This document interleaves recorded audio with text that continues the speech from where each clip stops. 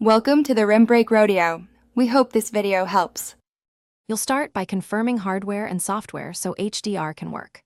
First, make sure your TV supports HDR10 and an HDMI 2.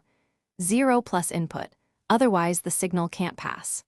Once done, connect the PS4 directly to that TV's HDMI port and use a high-speed HDMI cable. Quality matters because HDR carries more data. Then power on and update the PS4 firmware. Updates include HDR compatibility fixes.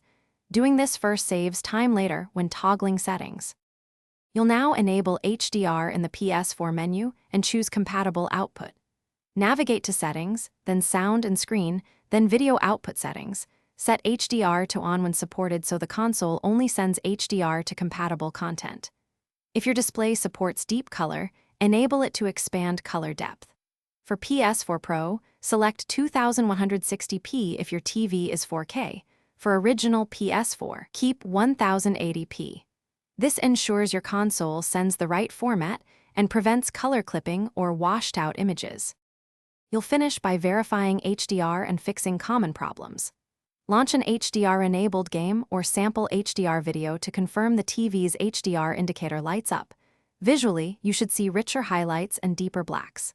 If the picture looks dim or colors are incorrect, turn HDR off then on in Settings, reseat the HDMI cable, and try a different HDMI input.